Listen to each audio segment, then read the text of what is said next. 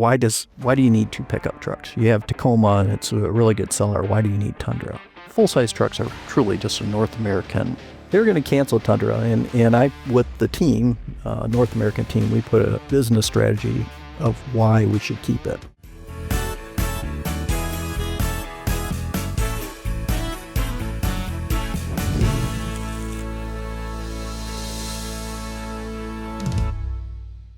Tundra was supposed to get killed. They were going to cancel production of Tundra. And when? 20 was going to be its last model year. What changed? A lot of me crying and begging and offering up sacrifices and stuff. But offering to clean Akio's car. That's right. Free trips to Buc-ee's for him. Yes, he loves his Buc-ee's. Loves Buc-ee's. And but it was slated to be canceled. And one of the questions I get in Japan all the time, because trucks are just really a North American thing. Now they're growing in Australia and some other places, but full-size trucks are truly just a North American type of culture. So in Japan, a truck is a commercial vehicle. You don't buy a truck to drive around. You buy a truck to haul things, or if you're a farmer and that. And they had Hilux, and because of the diesel situation, they stopped selling Hilux. It's back. But they had these little K trucks, and that's, these are the teeny trucks you see. You can get them here now, but they look like UTVs type trucks. So their image is, why do you need two pickup trucks? You have Tacoma, and it's a really good seller. Why do you need Tundra? Well, they're two different customers, demographics. So always we have to talk about why we have these two trucks. So what Tarashi gave me the basically responsibility of, how do we show the benefit of body on frame overall? And we've done a pretty good job of improving the product and improving the benefit to the company. Let me interject here. When you say benefit to the company, is it Akio sitting down saying, we don't compete effectively against Ford and Chevy in this Tundra market, so we're just going to pull back on it and not do it anymore. We're killing it with Tacoma. Let's just put it all in on Tacoma. Was that the logic? No, the logic really is, because honestly, we're never going to compete with the D3. You've been clear about that in other discussions you and I had, but you never, ever have told me that Tundra was going to be canceled. It was going to be canceled. You held back on me. Yeah, so they were going to cancel Tundra, and I, with the team, North American team, we put a business strategy of why we should keep it. Give me three very focused points of were part of that business strategy. One, to be a full product lineup, you have to have the full size. Okay. Two, from a towing aspect, especially for the empty nesters, how do you get the snowbirds? If you're a Michigan guy, you know what snowbirds are. How do you appeal to those snowbirds? If we stop participating in this market, we don't have any offering for a Toyota customer. And Toyota truck heritage. People buy our trucks because of the QDR, the quality, durability. So the heritage is the third part. Heritage is the third part.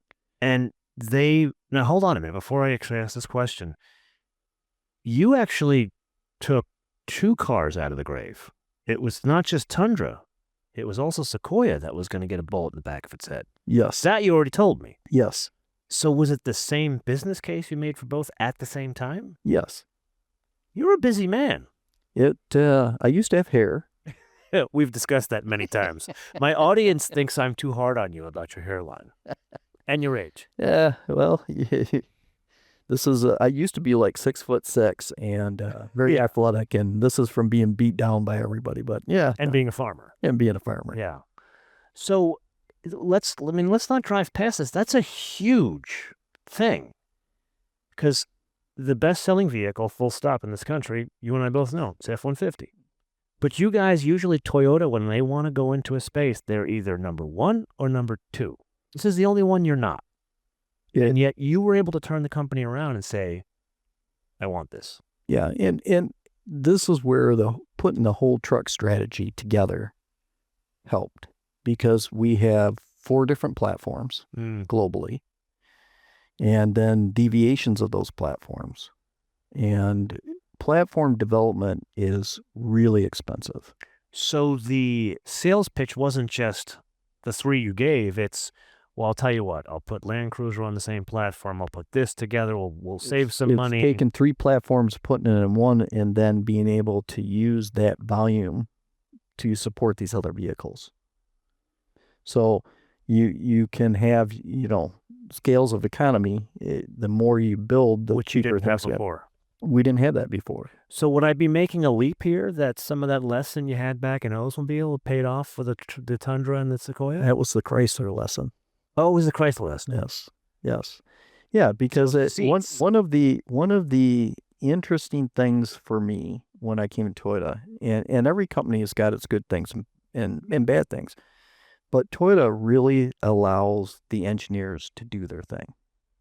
Clearly. And what that means is dome lamps. Every vehicle has a different dome lamp in it. And when I was VP of Interiors, it drove me absolutely insane because every chief engineer and every even lamp designer was like, well, I can make it a little better. So they make a whole new tool. Well, how many dome lamps do you need? Design the headliner around the dome lamp. Don't design new dome lamp because you designed a headliner hole.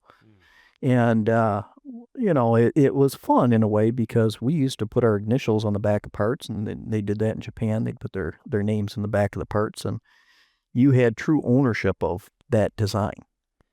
So other companies don't do this. No. Just Toyota.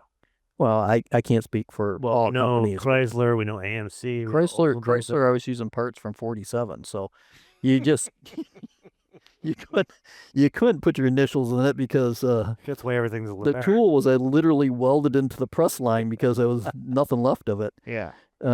But yeah, so the engineers take great pride. And one thing you have to know about a design engineer is me being a design engineer, I'm probably the best design engineer.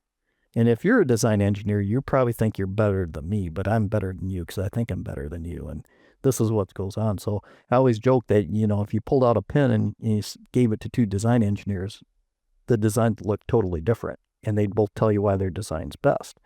That's just design engineers. That's stereotypical design. Now, for the avoidance of doubt, a design engineer, how is that different from a regular engineer? Design engineer, so you have evaluation, you have production engineers, that work in the plant, so on and so forth. When I say design engineer, I really mean the engineer who is sitting down making the design. So we're giving them a blank piece of paper. You are the root level. You are the root level. You are the code. Well, yes. In software engineers now, they're writing code. Old mechanical guys like me, you give me a piece of paper and I draw a picture on it. Yeah. Here's a problem. This is a strength it needs. Here's your cost. Here's your mass. Hit these things. Go design. And everybody has their own idea. Not that one's better than the other, except for my designs were always the best. But of course, they still are. Yeah. They still are. But so having that design engineer, Toyota's fundamental thing is, everybody should make this their own and own the part. So they encourage it. They encourage it. And the great thing about it is you don't want your part to fail. Isn't that counter to what we know about Japanese culture? What we think we know about Japanese culture? Touché. You are quite the leader. So, Japanese society, as you're growing up as a child, everybody should be the same. Yes. When you're in public, everybody should act the same. But you should own what you're doing, and you are totally responsible for it. So even to the job when you're on the line, and our plants here are set up the same way. If you're working on the line, you own that process. If you enjoyed this content, please like the video and consider subscribing to see even more content like this. And to listen to or watch the full podcast version of this episode, search MotoManTV Podcast in your favorite podcast platform or click the link in the video description below. We have all new episodes each Wednesday. Thanks for watching.